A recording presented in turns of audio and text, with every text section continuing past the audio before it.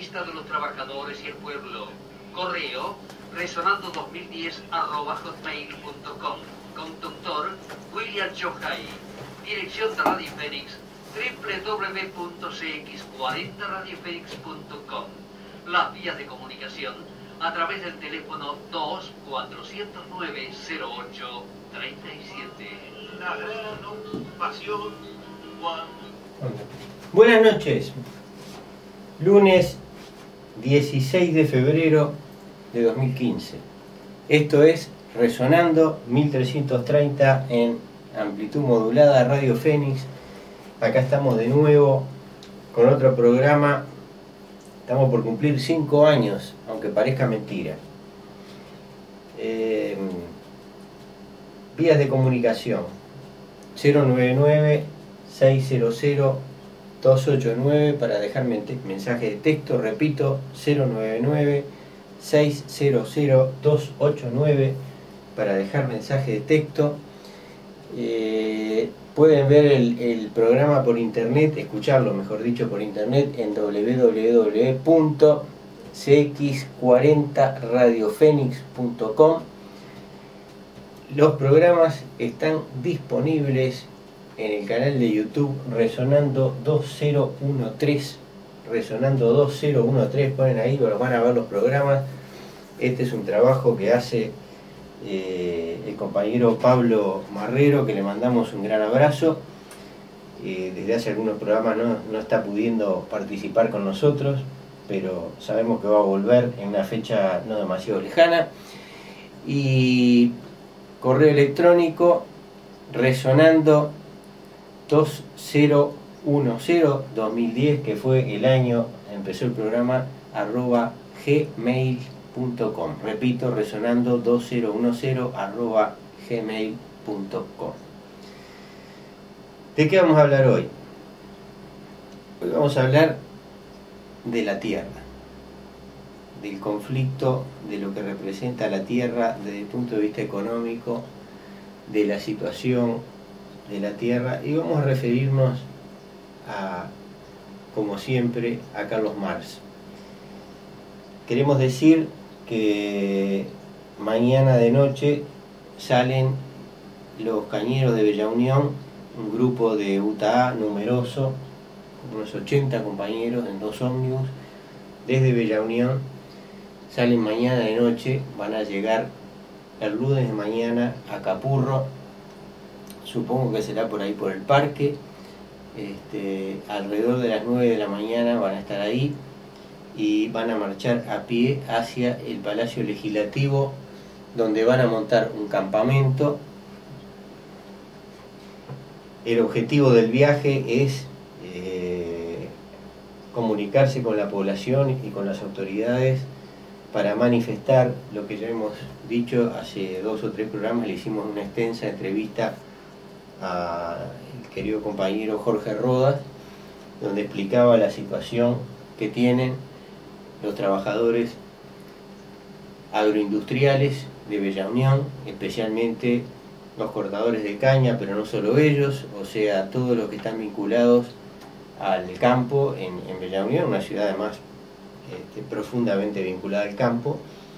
Y están también los compañeros, los trabajadores de Green Frozen y los trabajadores de Calvinor, que están en vías de quedarse precisamente sin trabajo por el cierre de ambas fuentes, de ambas empresas. A todo eso vienen también compañeros de esas 2 empresas. A todo eso queremos invitar a nuestros oyentes. Reiteramos, el miércoles de mañana en Capurro llegan los compañeros, se bajan de los ómnibus y van a caminar hasta el Palacio Legislativo. Ahí van a establecer en los alrededores del palacio un campamento. La misma tarde del miércoles, no hay una hora exacta, pero alrededor de las 6 de la tarde se convoca una conferencia de prensa, en la cual también pedimos a los oyentes que en la medida de sus posibilidades informen a los medios de prensa sobre la actividad esta en el campamento de los cañeros. Y el día jueves se plantea una reunión también de tardecita, una especie de reunión plenaria con la gente de Montevideo que se acerque para conversar sobre estos temas, el tema de la tierra, el tema de la lucha de los trabajadores en general. Nosotros, bueno, como siempre, estamos apoyando esta movilización y hubiéramos preferido que no se hiciera en carnaval, tal vez no es el mejor momento, pero bueno, por alguna razón los trabajadores no tuvieron más remedio que hacerla en estas fechas, y de todas maneras volvemos a invitar a los oyentes, repito, miércoles de mañana en el Parque Capurro, caminata hasta el Palacio.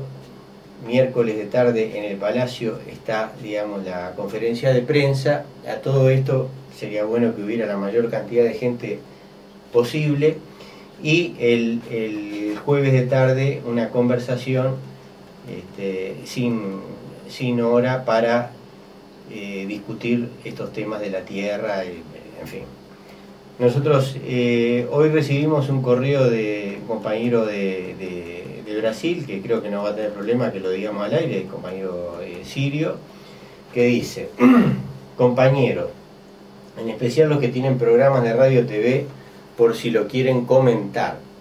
En un Uruguay dominado y vaciado en su interior por el latifundio, del cual se calcula que por lo menos el 25% está en manos extranjeras, en especial de multinacionales, y cuando entramos al año en que conmemoramos con su misma lucha los 200 años del reglamento de tierras promulgado por Artigas en septiembre de 1815, es bueno releer este brevísimo texto de Marx de 1872. Claro que hay que releerlo con los ojos en la actualidad, pues por ejemplo, un compañero recordaba ayer que Cuba estatizó el 80% de las tierras, y yo le agrego que no por eso logró resolver hasta hoy la cuestión de una producción abundante y sana de alimentos para todo su pueblo. Y cuando digo abundante no hablo del desperdicio capitalista, sino de la frugal suficiencia ecológica, que significa llegar a cada fin de mes sin que falte en la mesa familiar ningún producto orgánico de primera necesidad. Un abrazo, Sirio. El tema de Cuba, bueno, nosotros escribimos un trabajo bastante extenso que está en la página. Hoy en principio no nos vamos a referir a él, aunque vamos a ver un poco cómo se desenvuelven los tiempos del programa, los mensajes que llegan. Nosotros escribimos un trabajo bastante extenso donde fundamentamos por qué consideramos que Cuba, por lo menos hasta aproximadamente la década del 90, cuando se derrumba el campo socialista europeo y Cuba queda en una situación económica muy mala, terrible, se ve obligada a tomar la dirección del país una serie de medidas como la legalización de la tenencia y circulación de moneda extranjera, en concreto de dólares, en la economía interna, etcétera, que generan cambios de envergadura en la sociedad cubana. Nosotros consideramos que hasta ese momento Cuba era claramente un país socialista, ¿verdad? O sea, hacemos una fundamentación económica, política, ideológica, considerando la definición de dictadura revolucionaria del proletariado que hace Carlos Marx en la crítica del programa de Gotha, también conocido como el título de Glosas marginales al programa de Gotha, al programa del Partido Socialdemócrata Alemán. Y bueno, nosotros escribimos eso, está disponible, por supuesto, bueno, todavía no estaba hoy, pero va a estar disponible dentro de un par de días en www.resonandoenfenix.blogspot.com, o sea, Resonando en Fénix, va a estar ahí. Lo hemos distribuido por la lista de correos. Lo publicó parcialmente Posta Porteña, o sea que los que lo quieran leer, si quieren nos mandan un correo, un mensaje de texto, se lo mandamos por correo electrónico. En fin, hicimos un poco una historia de nuestras vivencias personales mientras vivimos en Cuba entre mediados de los 70 y mediados de los 80, y fundamentamos esa afirmación que intenta contrarrestar una serie de escritos aparecidos en los últimos tiempos en distintos medios que sostienen precisamente lo contrario, ¿verdad? Que Cuba no era en realidad un país socialista, y no lo es ahora tampoco. Bueno, tenemos un mensaje por acá. Qué cantidad de ideas que tiene Daniel Martínez.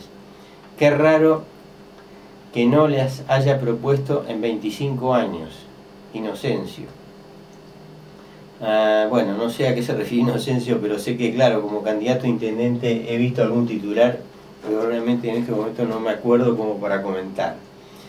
De Daniel Martínez yo sí lo que me acuerdo es su actuación cuando se dio empezó la discusión esta de la minería de Aratirí, ¿verdad?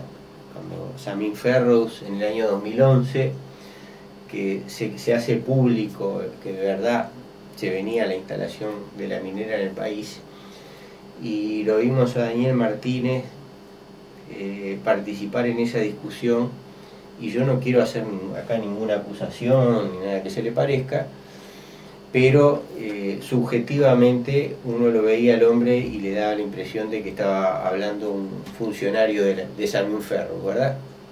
Esa era la impresión que uno tenía. También se supo, por lo menos yo no tengo la prueba, aclaró, pero sí recuerdo que se manejó en aquel momento que su esposa era funcionaria de la empresa Samín Ferrouz. No sé si eso era así, pero bueno, eso es lo que yo me acuerdo de Daniel Martínez, que era por aquellas épocas, si no estoy confundido, director de ANCAP. En fin, Sirio nos manda acá, bueno, para completar lo que queríamos hablar de Cuba, ¿no? Les pediríamos que, si tienen interés, lean el trabajo. En relación a lo que Sirio comenta, ¿no?, de la abundancia o no de alimentos en Cuba, yo recuerdo, ¿no?, la vivencia directa, ¿verdad?, que es la que más importa, el periodo que me tocó vivir, en el cual yo, digamos, estuve viviendo como cualquier cubano, dependiendo para la alimentación de la libreta de abastecimiento o racionamiento, que la alimentación tenía deficiencias en cuanto a su variedad, ¿verdad? Pero realmente no había problema, más allá de que había que estar dispuesto a hacer una dieta basada en el arroz y los porotos, no exclusivamente, aclaro. Había abundancia por ejemplo, de huevos, o sea, había fuentes de proteína abundantes, aunque, por ejemplo, la carne vacuna, en particular a mí que me tocó vivir unos cuantos años en las provincias orientales, era extremadamente escasa, ¿verdad? Toda la que llegaba a la casa de la madre de mis hijos, y también a mi libreta de abastecimiento, se la comían mis hijos en aquel momento, que eran niños pequeños. Realmente los adultos la carne vacuna prácticamente no la veíamos. Sí comíamos pescado, comíamos pollo, de vez en cuando algo de cerdo, pero reitero, la carne vacuna era extremadamente escasa. En fin, yo digo, realmente para mí esa no es una preocupación. O sea, creo que habiendo para comer una dieta adecuada, habiendo una disponibilidad razonable de frutas y verduras, y de calorías, proteínas y grasas, el tema de la variedad, en fin, para mí por lo menos es un tanto secundario. Yo pienso que los problemas de la producción agropecuaria, en la experiencia de los países que intentaron la construcción del socialismo, Cuba, la Unión Soviética, los países de Europa, presentó siempre complejidades. No olvidamos que, por ejemplo, sobre todo en los últimos años de la Unión Soviética, en las últimas décadas de la Unión Soviética, se dieron grandes problemas con la producción agrícola que obligaban a que la Unión Soviética importara grandes cantidades de maíz de los Estados Unidos y bueno, inclusive hay algunos autores que sostienen, yo no creo que eso sea así, pero que ese problema unido a la caída de los precios del petróleo provocada por Arabia Saudita y los países del Golfo en colusión, en asociación con Estados Unidos, o sea, la caída brusca de los precios del petróleo que se mantuvo varios años, contribuyó a generarle problemas a la Unión Soviética para el abastecimiento de maíz, maíz que, aclaremos, se usaba para el alimento de ganado, para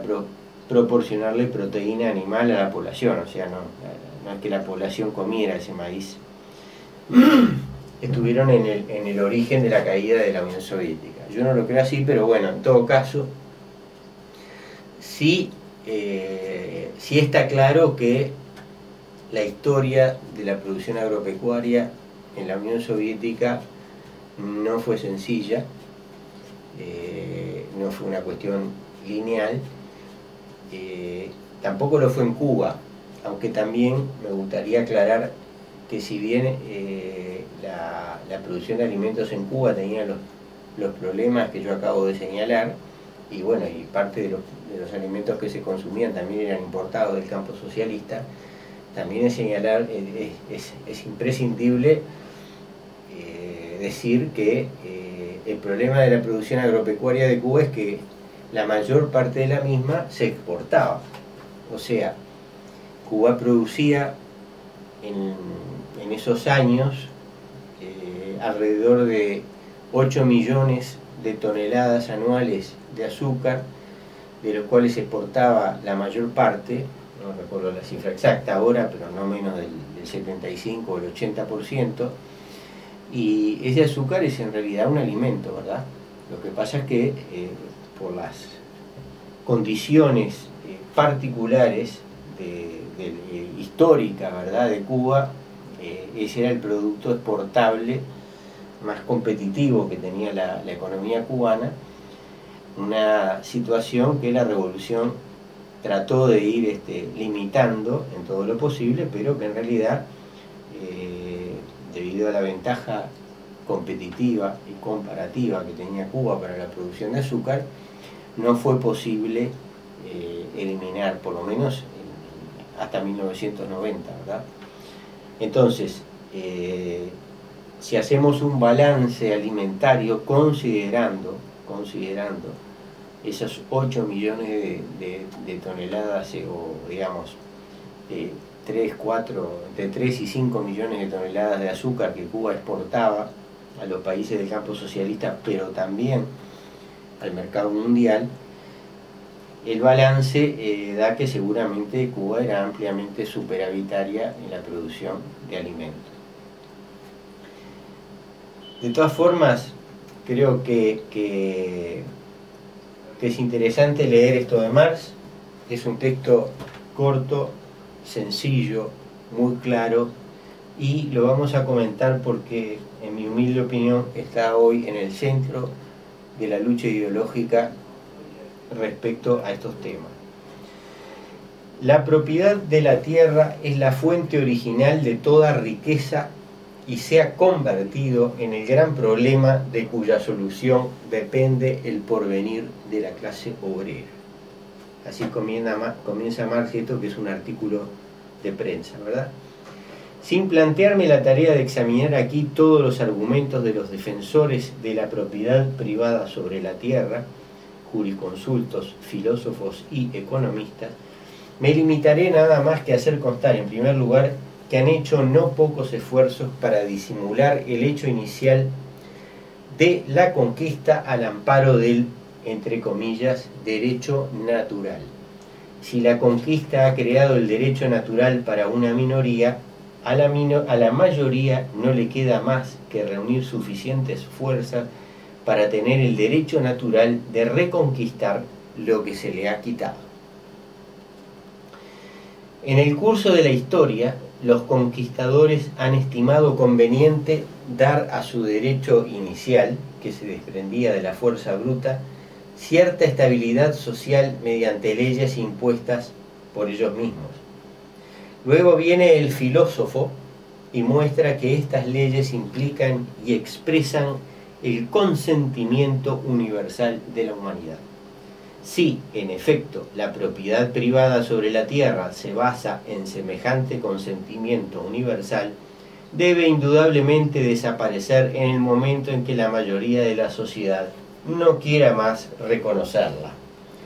No obstante, dejando de lado los pretendidos, entre comillas, derechos de propiedad, yo afirmo que el desarrollo económico de la sociedad, el crecimiento y la concentración de la población, que vienen a ser las condiciones que impulsan al granjero capitalista a aplicar en la agricultura el trabajo colectivo y organizado, a recurrir a las máquinas y otros inventos, harán cada día más que la nacionalización de la tierra sea, entre comillas, una necesidad social, contra la que resultarán sin efecto todos los razonamientos acerca de los derechos de propiedad. Las necesidades imperiosas de la sociedad deben ser y serán satisfechas. Los cambios impuestos por la necesidad social se abrirán camino ellos mismos y a la larga o a la corta adaptarán la legislación a sus intereses. Lo que nos hace falta es un crecimiento diario de la producción, y las exigencias de esta no pueden ser satisfechas cuando un puñado de hombres se halla en condiciones de regularla a su antojo y con arreglo a sus intereses privados, o de agotar por ignorancia el suelo. Todos los métodos modernos, como digamos el riego, el avenamiento, el arado de vapor, los productos químicos, etc., deben aplicarse en grandes proporciones en la agricultura. Pero los conocimientos científicos que poseemos, al igual que los medios técnicos de practicar la agricultura de que disponemos, como las máquinas, etc., solo pueden emplearse con éxito si se cultiva la tierra en gran escala. Si el cultivo de la tierra en vasta escala, incluso usando los métodos capitalistas actuales que reducen al productor al nivel de simple bestia de carga, resulta tanto más ventajoso desde el punto de vista económico que la hacienda en terrenos pequeños y fraccionados, ¿acaso la agricultura a escala nacional no daría un impulso todavía mayor a la producción? Las demandas de la población, crecientes sin cesar por una parte, y la constante alza de los precios de los productos agrícolas por otra, muestran irrefutablemente que la nacionalización de la tierra es una necesidad social. La disminución de la producción agrícola por abuso de uno u otro individuo será, como es lógico, imposible cuando el cultivo de la tierra se halle bajo el control de la nación y en beneficio de la misma. Todos los ciudadanos a los que he oído durante los debates en torno a esta cuestión han defendido la nacionalización de la tierra, pero lo han hecho partiendo de muy distintos puntos de vista. Se han hecho muchas alusiones a Francia, que con su propiedad campesina se halla mucho más lejos de la nacionalización que Inglaterra con su sistema de gran posesión de la tierra de los lores. Es cierto que en Francia la tierra está al alcance de cualquiera que esté en condiciones de comprarla, pero precisamente esta accesibilidad ha llevado al fraccionamiento de los terrenos en pequeñas parcelas cultivadas por gentes de escasos recursos que cuentan más que nada con su trabajo personal y el de su familia. Esta forma de propiedad sobre la tierra y el cultivo de terrenos pequeños que de ellos se desprende, excluyendo todo empleo de perfecciones agrícolas modernos, hace a la vez que el propio agricultor sea el más decidido enemigo del progreso social y sobre todo de la nacionalización de la tierra. Este agricultor se halla arrojado a la tierra, a la que debe consagrar todas sus fuerzas vitales para conseguir un ingreso relativamente pequeño. tiene que entregar la mayor parte de su producto al Estado en forma de impuestos, a la camarilla judiciaria en forma de costas judiciales y al usurero en forma de interés. No sabe absolutamente nada del movimiento social fuera de su limitado campo de acción y sin embargo se agarra con celo fanático a su terruño y a su derecho de propiedad puramente nominal sobre el mismo. Un minuto. Así es como el campesino francés ha sido llevado al antagonismo fatal con la clase obrera industrial. Siendo la propiedad campesina el mayor obstáculo para la nacionalización de la tierra, Francia en su estado actual no es indiscutiblemente el país en el que debemos buscar la solución de ese gran problema. ¿Cortamos acá? Cortamos acá. Todos los días a las 13:30, Música de España. Un espacio presentado por Hotel Colón, de la ciudad de Mercedes. Más que un hotel, un lugar para disfrutar. Teléfono 4532 4720 y 4721.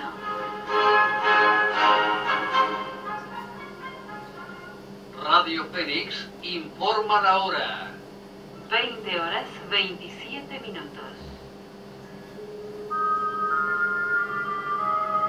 Jesús dijo: soy Alfa y Omega, principio y fin. Su voz en la medianoche. Conducen los hermanos Dionisio Carrera y Aparicio Bentancur. Lunes a viernes, hora cero, aquí en Fénix.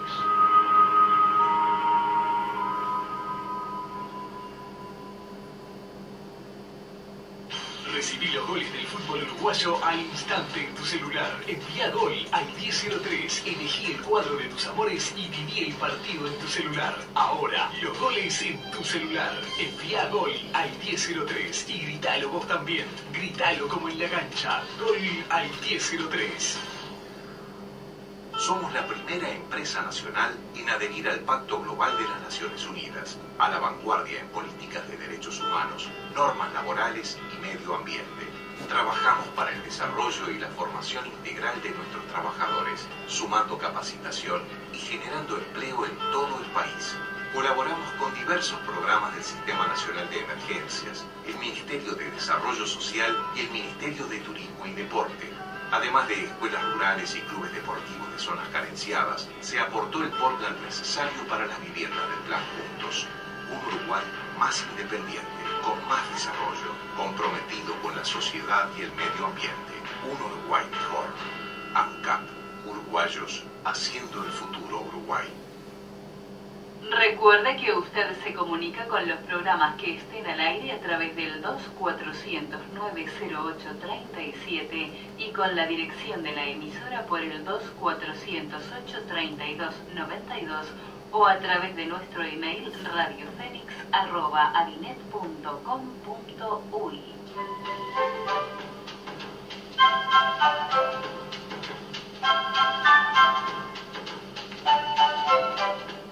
En los 1330 de su dial y desde la ciudad de Montevideo transmite la emisora popular del Uruguay.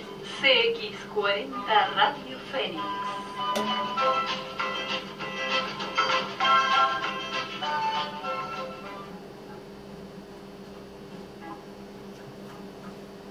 La nacionalización de la tierra. Seguimos leyendo este trabajo de Marx de 1872. La nacionalización de la tierra y su entrega en pequeñas parcelas a unos u otros individuos o a asociaciones de trabajadores, cuando el poder se halla en manos de la burguesía, no engendraría más que una competencia implacable entre ellos y como resultado conduciría al crecimiento progresivo de la renta, lo cual a su vez acarrearía nuevas posibilidades a los propietarios de tierras que viven a cuenta de los productores. En el Congreso de la Internacional, celebrado en 1868 en Bruselas, uno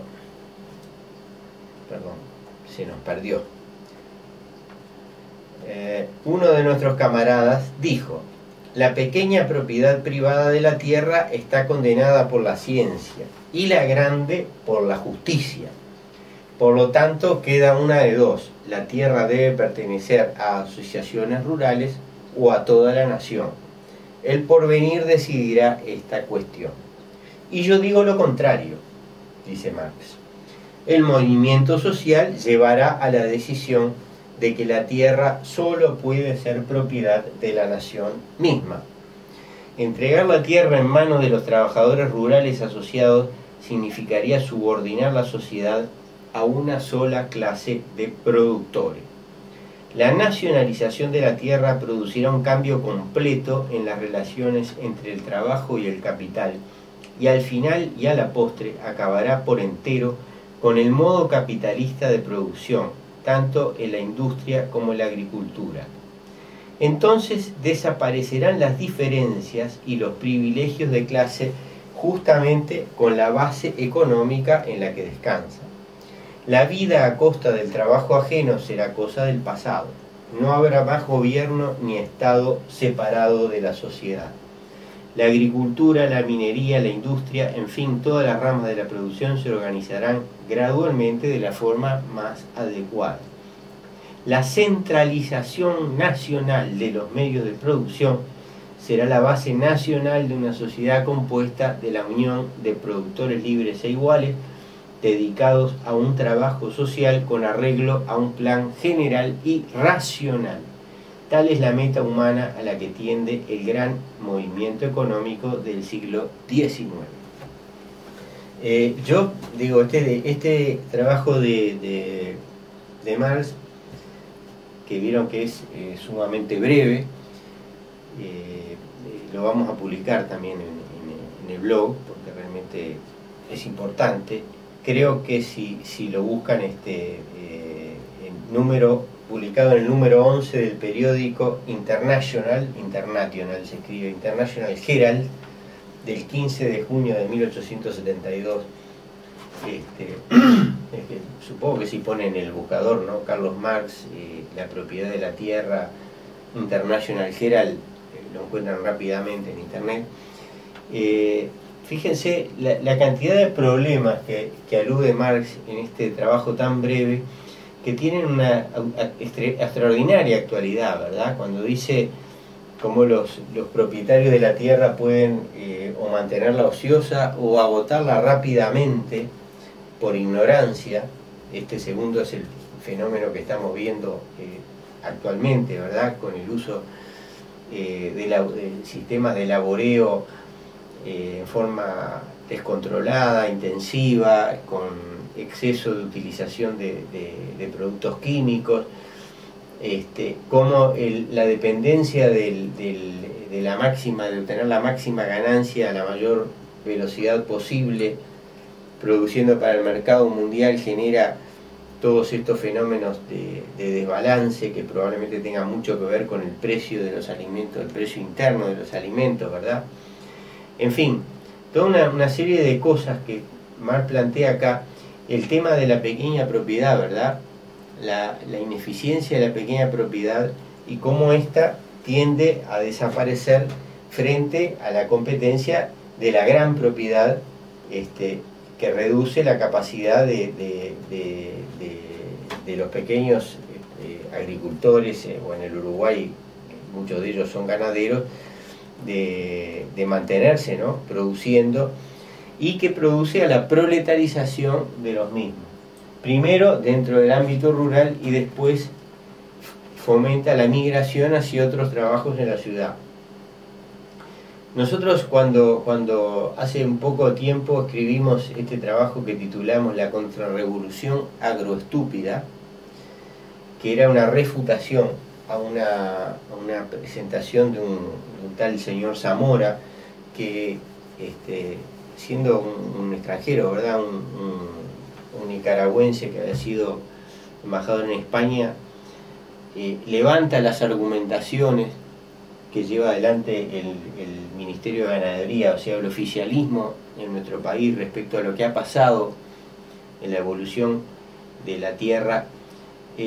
Decíamos, si, como dice Zamora, los ejes del desarrollo, según el Ministerio de Ganadería, Agricultura y Pesca, son desarrollo rural con políticas ajustadas a la agricultura familiar, eso es lo que dice Zamora, y lo que sostienen, ¿verdad?, los jerarcas del Ministerio, habrá que admitir que el objetivo ha sido cumplido con creces, aclarando, por supuesto, esto lo decimos nosotros, ¿no?, que este consiste en eliminar la agricultura familiar.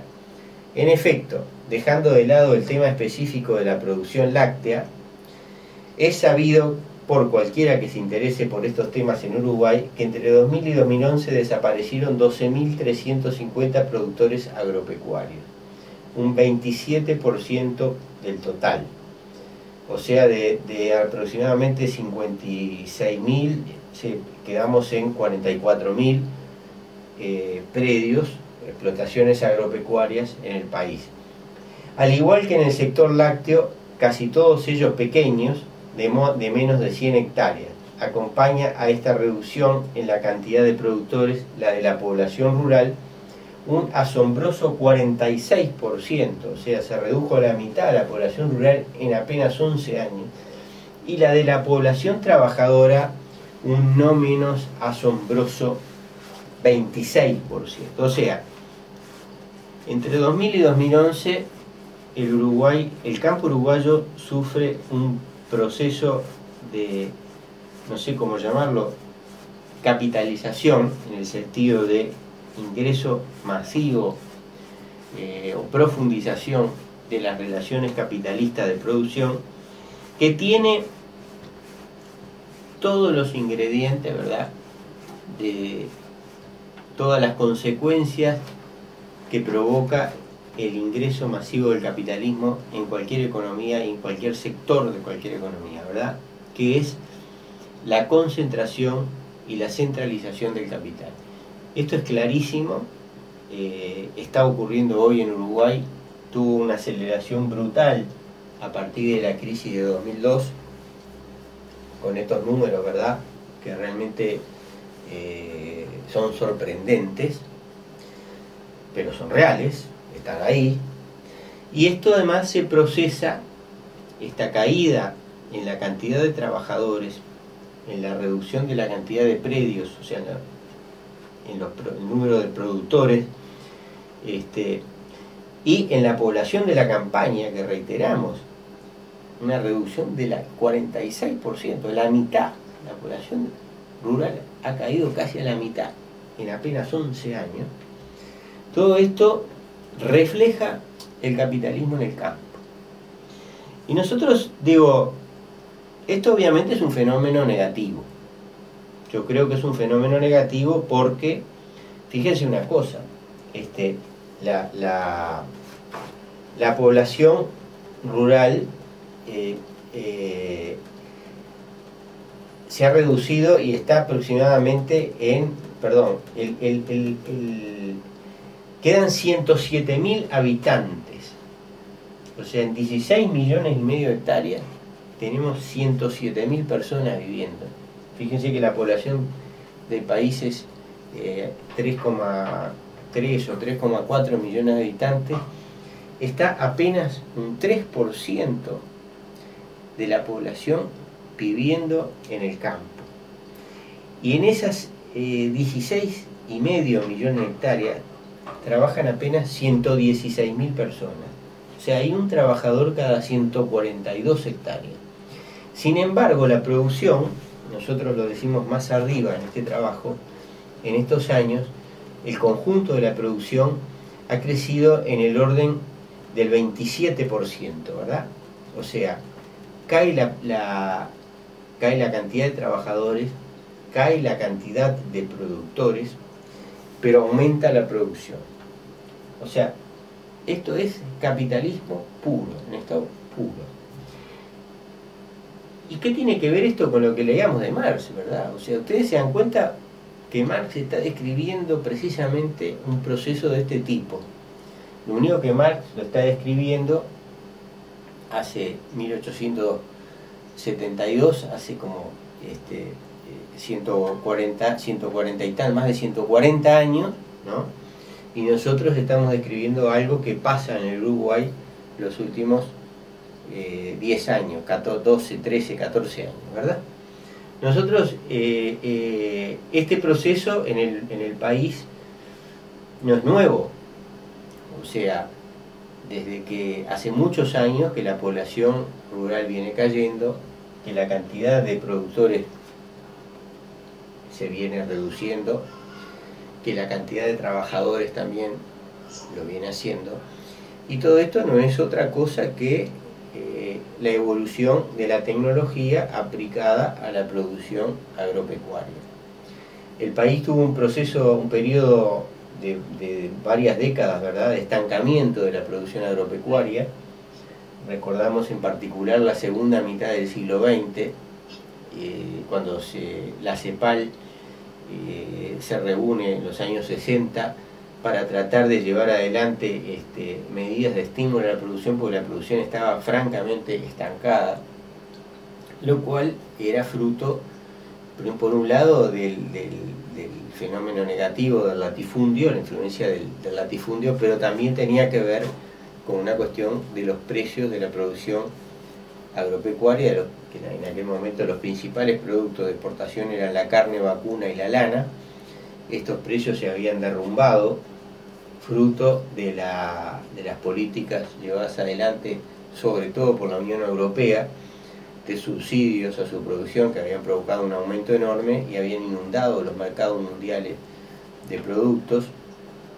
Entonces el país se da una situación en la cual, mirado desde un punto de vista estrictamente capitalista, o sea, el punto de vista de los latifundistas uruguayos, no tenía sentido aplicar tecnologías que aumentaran la producción, porque los resultados eran peores que simplemente manteniendo grandes latifundios con niveles bajos de productividad, con los menores niveles posibles de empleo, con los costos más bajos posibles, y de esa manera recibir un ingreso que, si bien calculado por hectárea era bastante bajo, pero en el conjunto de grandes extensiones significaba una acumulación importante para los terratenientes.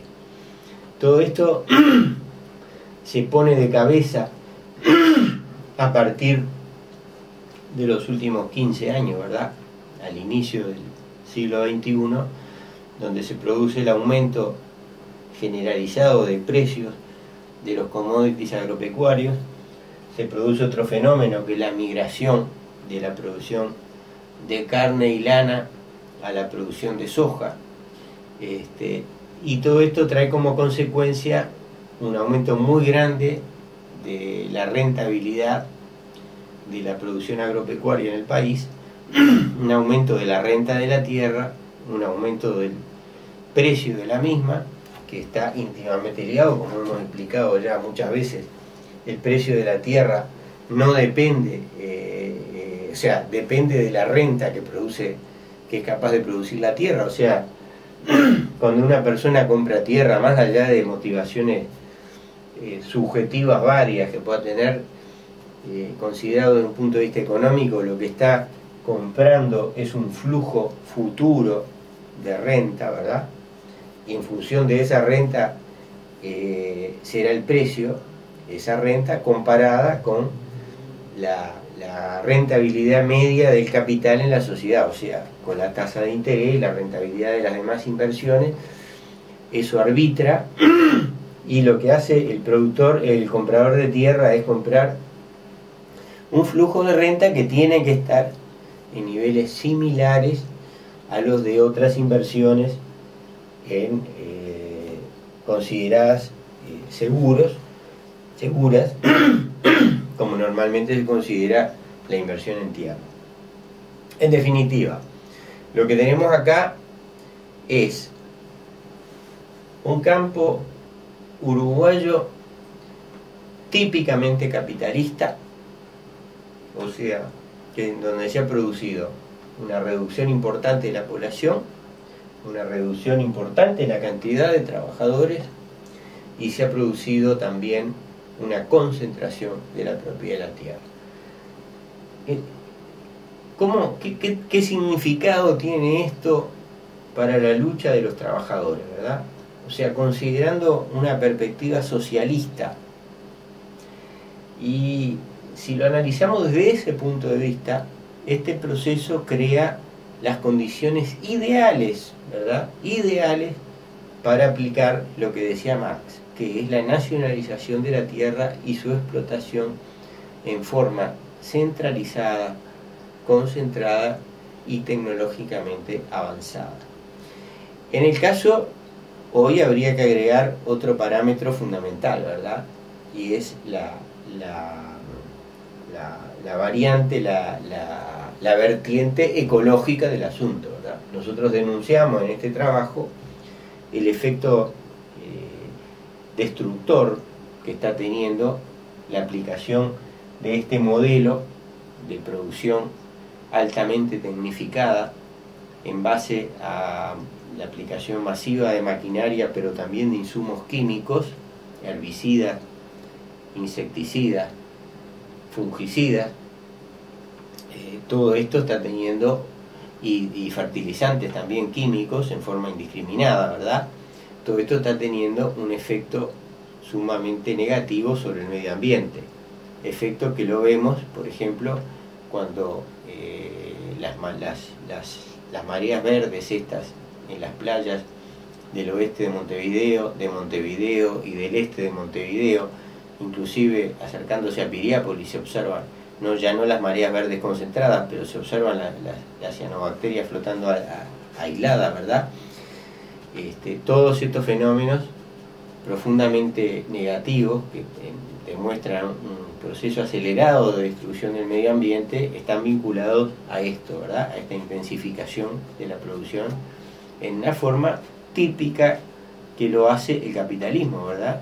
Una forma completamente descontrolada y generando lo que se conoce en términos económicos como las externalidades negativas, o sea, aquellos fenómenos colaterales en los cuales el